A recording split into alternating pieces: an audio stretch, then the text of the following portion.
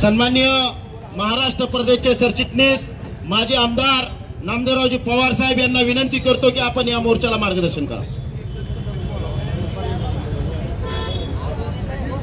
जिल्हा काँग्रेस पक्षाच्या या मोर्चाला या ठिकाणी आवर्जून उपस्थित असलेले आपल्या जिल्ह्याचे खासदार सन्माननीय जिल्हाध्यक्ष कल्याणरावजी काळे साहेब, या ठिकाणी उपस्थित असलेले माजी मंत्री पटेल साहेब, या ठिकाणी उपस्थित असलेले वतीनं या भव्य मोर्चाचं आयोजन करण्यात आलेलं होतं। या ठिकाणी मोर्चाचं नेतृत्व जिल्हा अध्यक्ष सन्माननीय डॉक्टर कल्याणरावजी काळे साहेब, त्याचबरोबर सन्माननीय मंत्री अनिलजी पटेल साहेब, महाराष्ट्राचे नेते प्रकाशजी मुगदिया, देशमुख साहेब, मोहनजी देशमुख प्राध्यापक, त्याचबरोबर प्राध्यापक जितेंद्रजी देहाडे, त्याचबरोबर सन्माननीय नामदेवरावजी पवार साहेब महाराष्ट्र सरचिटणीस व आपल्या सर्वांच्या नेतृत्वाखाली व सन्माननीय विलास बापू अवताडे यांच्या उपस्थितीमध्ये, रवींद्र दादा काळे यांच्या सर्वांच्या उपस्थितीमध्ये हा मोर्चा या ठिकाणी कलेक्टर कचेरीवर धडकलेला आहे। या ठिकाणी शेतकऱ्यांच्या विविध मागण्या, कामगारांच्या विविध मागण्या, सर्वप्रथम महाराष्ट्र प्रदेश काँग्रेस कमिटीचे अध्यक्ष हर्षवर्धन दादा सपकाळ यांची सूचना संबंध महाराष्ट्राला आज 3 तारखेला सोमवारी महाराष्ट्रातल्या ग्रामीण भागातल्या शेतकऱ्यांना, शेतमजुरांना,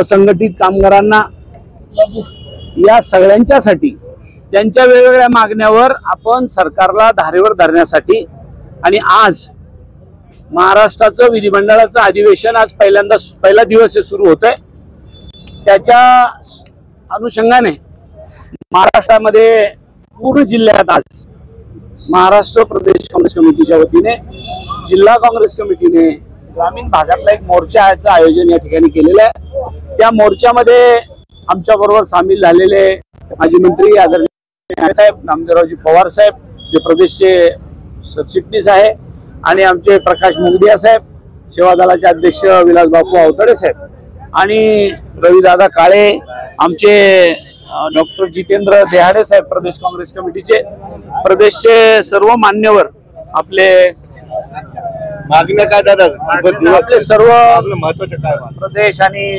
जिल्ह्याचे सर्व पदाधिकारी, या माध्यमातून आम्ही आपल्या माध्यमातून सरकारला अवगत करू इच्छितो की शेतकऱ्यांच्या घरात कापूस पडून आहे। CCIने कापूस खरेदी बंद केलेली आहे। कापसाचा 12,000 रुपयाचा भाव 6-7 येऊन ठेपलेला आहे। सोयाबीनची खरेदी बंद केलेली आहे। सोयाबीनचा भाव सुद्धा 12,000 वरून 4,000 आलेला आहे, 6,000 आलाय।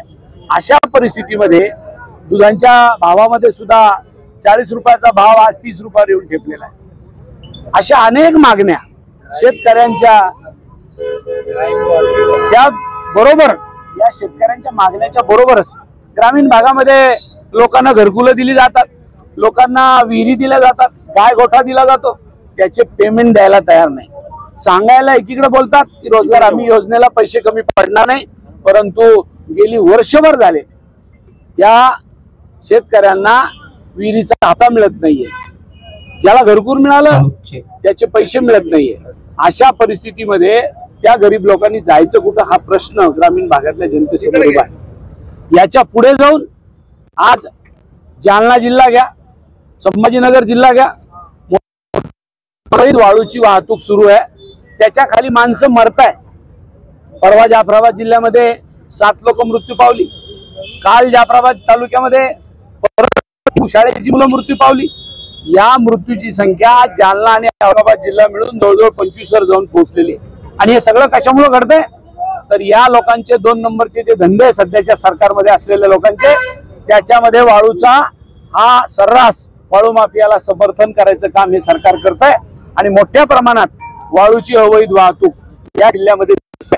त्याचबरोबर मग ते मटका असेल, राशनचा गहू काळ्या बाजारात जाण्याचा विषय असेल, पत्त्याचे डाव असतील, अशा वेगवेगळ्या अवैध धंद्याला मोठ्या प्रमाणात खतपाणी घालायचं काम या संभाजीनगर जिल्ह्यामध्ये सुरू आहे आणि त्याच्यासाठी म्हणून आम्ही मोर्चा काढलाय।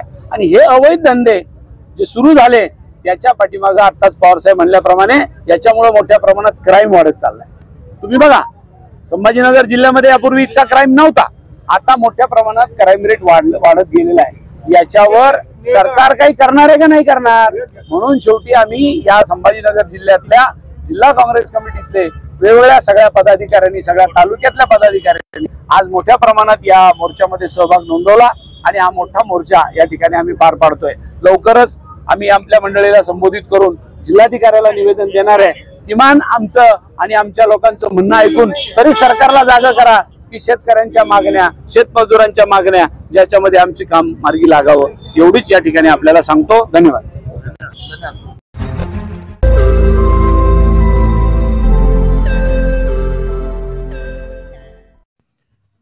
रोज नई खबरों को देखने के लिए हमारे औरंगाबाद समाचार चैनल को सब्सक्राइब कीजिए और नोटिफिकेशन पाने के लिए हमारे बेल आइकन को दबाइए ताकि हर खबर की नोटिफिकेशन आपको मिलती रहे।